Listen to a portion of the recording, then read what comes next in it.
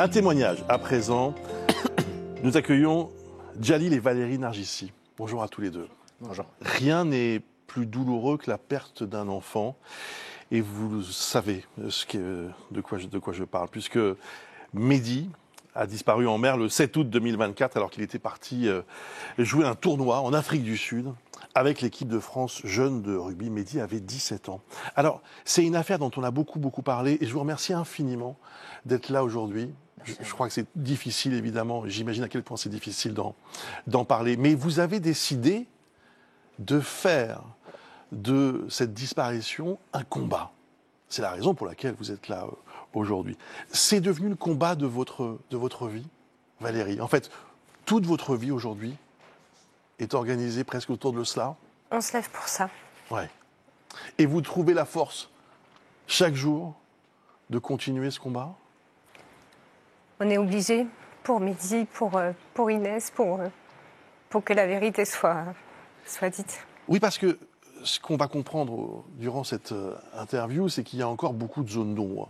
On ne sait pas précisément ce qui s'est passé pour Mehdi. Je précise, Djalil, que vous êtes un ancien rugbyman professionnel. Hein, vous avez joué à Agen, mais vous aussi, hein, vous avez tout arrêté après ce drame pour essayer de comprendre, essayer de connaître toute la vérité. On va se replonger malheureusement dans ce qui s'est passé le 7 août 2024, hein, lorsque vous êtes en train de regarder, je crois d'ailleurs, le match de la veille auquel Mehdi a participé. Il a fait un très beau match. Il est vice-capitaine de l'équipe. Et là, il y a un coup de fil. Vous comprenez tout de suite ce qui se passe ? Non, je comprends pas. Non, Ouais. Je écoute cet appel du président de la fédération et qui m'annonce le drame, la catastrophe. Et là tout s'effondre. Pour essayer de commencer à comprendre, il faut aller sur place. C'est ce que vous avez décidé de faire. Ça a été une décision difficile, Valérie ? Non, on a pris la décision de suite d'y aller pour savoir parce qu'on ne comprenait pas, il avait disparu. Donc on y va, on ne connaît pas les lieux. Donc bien sûr, en tant que maman, j'ai cru qu'il m'attendait sur un caillou. Hein. Mais en arrivant, on comprend que... Alors, il faut expliquer à ceux qui nous regardent que donc on est en Afrique du Sud et c'est une plage qui est considérée comme extrêmement dangereuse. Et c'est là, en fait, toute l'histoire.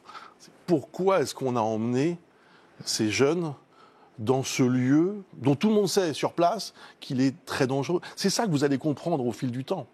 J'ai des amis sur place sud-africains qui ne comprennent pas eux-mêmes et automatiquement se renseignent. C'est une plage qui fait partie des 3 plus dangereuses au monde, qui est interdite à la baignade. Personne s'y baigne. Et bien sûr, dès qu'on arrive sur les lieux, on comprend pas et on comprend que Mehdi, on ne le trouvera pas. Ouais. Alors, il y a eu des hommages qui ont été rendus à Mehdi. Ça, j'imagine que ça vous a fait chaud au cœur. Je crois que le terrain d'entraînement du club d'Agen, c'est bien cela, a été renommé. C'était son club formateur.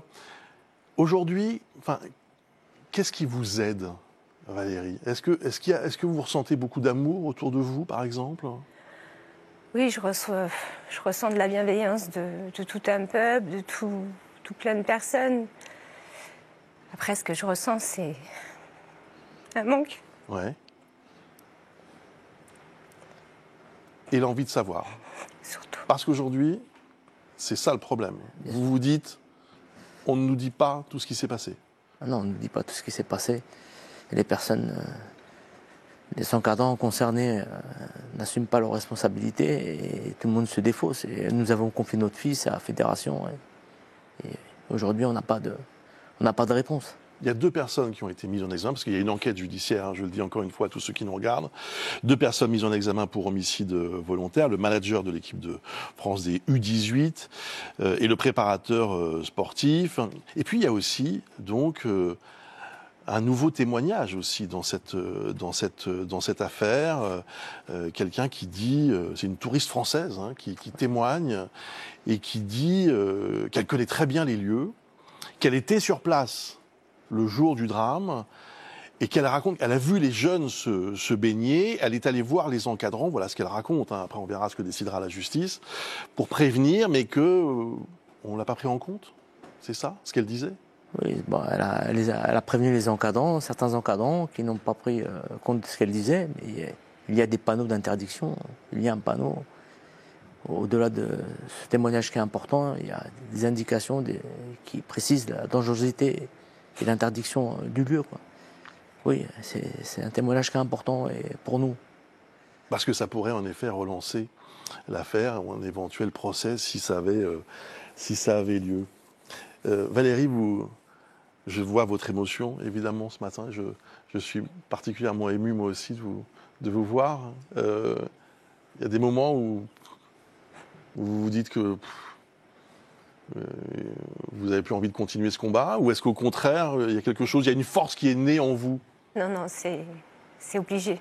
C'est obligé, ça ne sera pas que deux, ça sera tous ceux qui l'ont regardé se noyer. Ouais. Voilà, parce qu'ils ne sont pas que deux. C'est ça qui est affreux. Ils ont pris des risques qu'ils n'auraient jamais dû prendre. Ça n'aurait jamais dû se passer.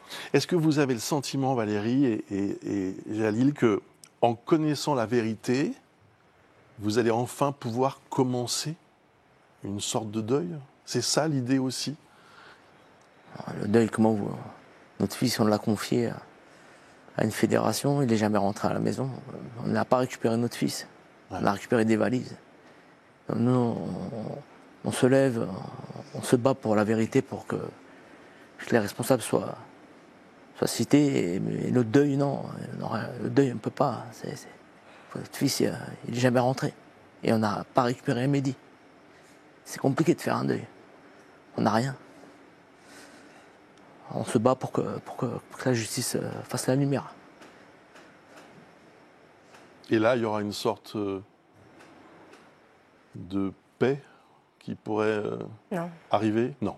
Dans des conditions comme ça, il n'y aura jamais de paix. Qu'est-ce que vous ressentez, Valérie? Il y a de la colère chez vous? Plus que ça. Au-delà de la tristesse? Pas de tristesse, je suis très énervée. Excusez-moi. Tout le monde comprend, vous savez, Enfin, essaye de comprendre. J'ai confié mon enfant à l'élite. J'ai fait confiance. Et voilà. Vous savez, on a 2 enfants. Sa sœur qui est là, on tient pour elle. On tient pour la vérité. On a eu part d'un rapport du ministère Jeunesse et Sport qui est accablant et qui met en cause la fédération. Et là, c'est encore plus. Voilà, on se dit, on a confié notre fils à. On aurait su, on ne l'aurait jamais confié. On faisait confiance. Et on a pris notre fils. 17 ans. Et est-ce que vous avez confiance dans la justice? Bien sûr. Bien sûr, même si ça fait 12 mois que Mehdi a disparu, il n'y a eu que 2 mises en examen, bien sûr qu'on a confiance. Heureusement. Et on espère. On se rattache à ça. On se rattache à ça. Merci à tous les deux. Merci à vous. Merci à vous. Je sais à quel point c'est difficile de venir, mais je sais aussi pourquoi vous le faites. Pour ce combat judiciaire, pour le combat de toute une famille, pour votre fille et pour Mehdi. Merci infiniment d'être venu. Merci.